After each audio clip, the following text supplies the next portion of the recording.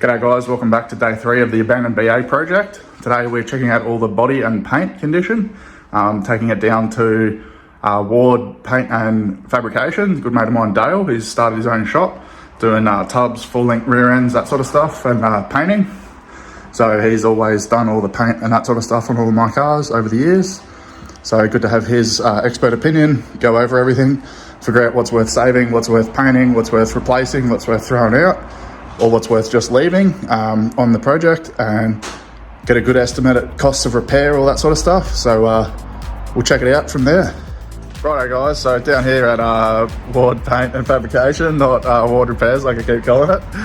Got the main man Dale here. So he's been panel beater, painter, jack of all body things for a very long time, but he does killer work.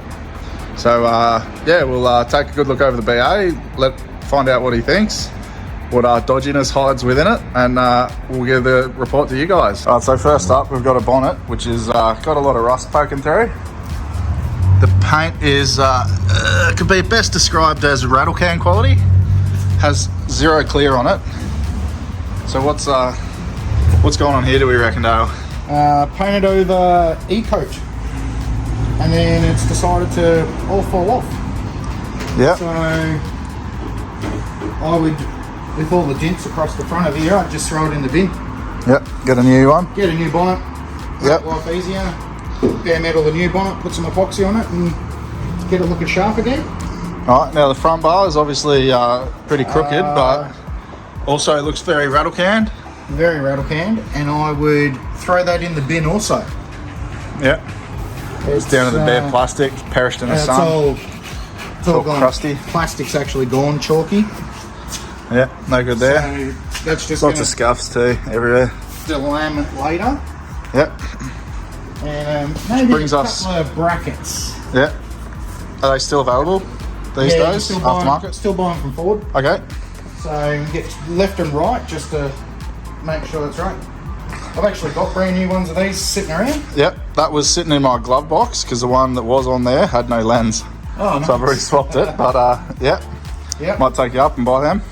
So the guard, I would bare metal that as well, because that definitely rattle can. Yep. You can. That one's got no shine. That one's got sunshine. Yep. Shows up pretty easily on camera. Yeah. Which then leads us to the roof. Wow. Or shall we say the golf ball? Whoever painted this got pretty excited.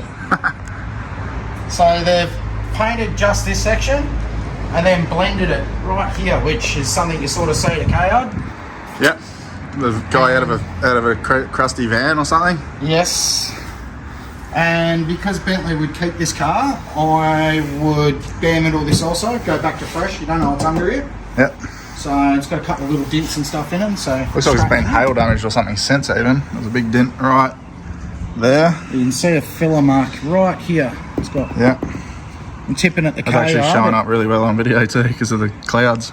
I'm tipping it. Got fixed up at the car yard. Which brings us also the tops of the doors. They're Another blend mark. Nice blend job there. Which brings us all the way over the top. This back door is the same. That's like grey. It's not even silver. Yeah, the clear's definitely broken down there from our lovely sun in Australia.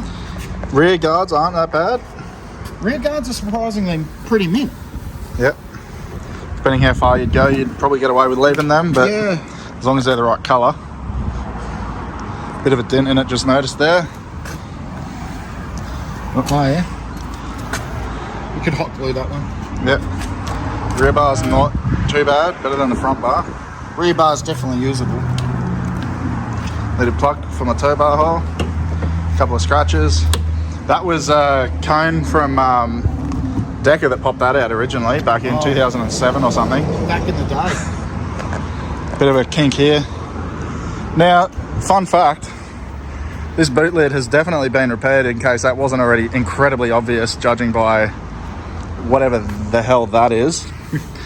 But when I was 18, when I first had this car, I decided I'd lower it, and I released the front springs out of the shocks, which sent the spring flying about 10 meters in the air, and it literally landed right there.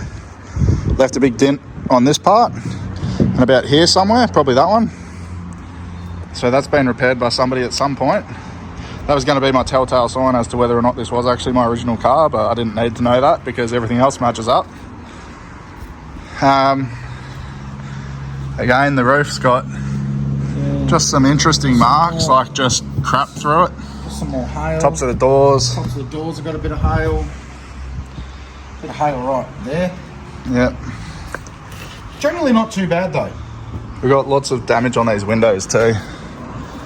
I've tried razor blading that. It looked like sap, but that one's annoying. Yeah. May end up getting some new glass, maybe. Depends how we go. Need to get some tint anyway at some point.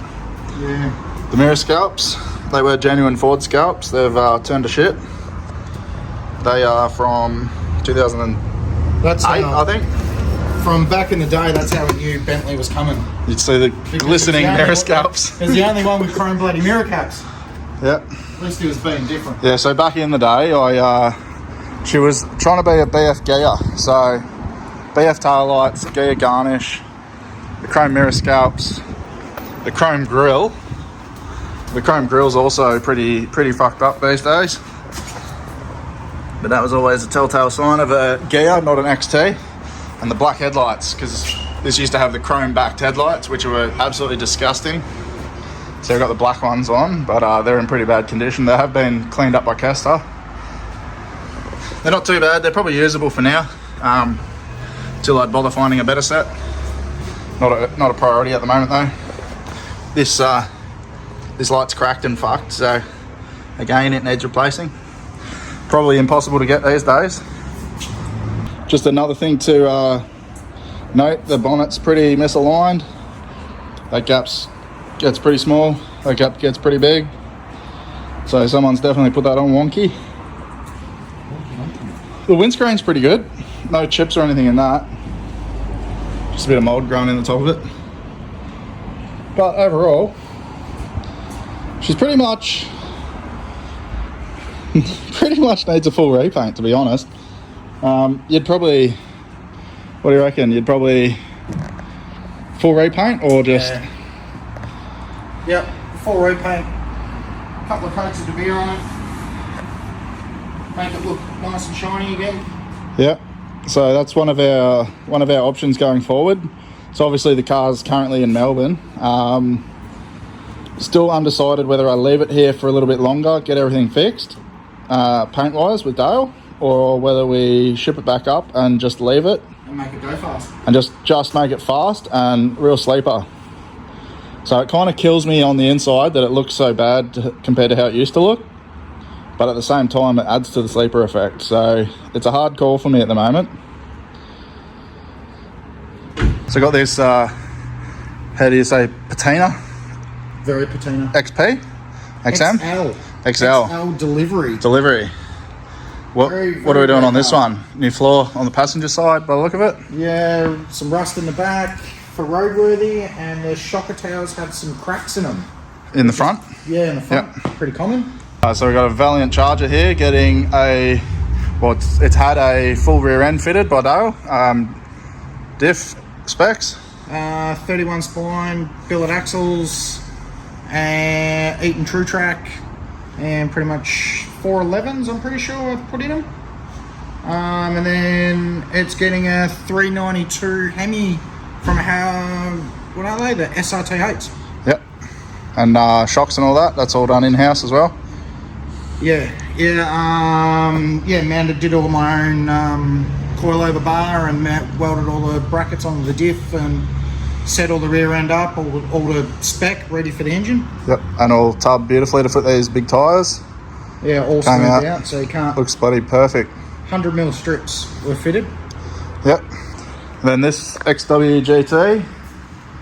Yeah. Just the early stages of a full resto, I believe. Yes, it's just been epoxied, so it's ready for a little bit of filler work, and then we can prime it and paint it Silver Fox. So yeah, it's just had a fresh engine built built by Mick Webb, the old Mick Webb at Oh, SVO. I did work experience for Mick Webb when I was 16. Yeah, so pretty Good cool. times. Sticking SVO stickers on Momo steering wheels, that was fun. Yeah. So yeah, 351 Windsor. Yeah. Auto car, obviously 9-inch. Yeah, should be a really, really cool thing. Yep. Moving on to this one. Then this one, yeah, this one's needs a lot. It's getting the rails moved, tubs, then all the replacement panels will be spot welded on, and then once all the panels are on, it's going to go back to the owner. The owner's going to fit a big block with a few stages of nitrous in it. Yep. Make it a race car. So, much. one thing you guys may not realise is to literally do this properly, like, no Joe Schmo can do this, because we're talking like that is barely held together anymore.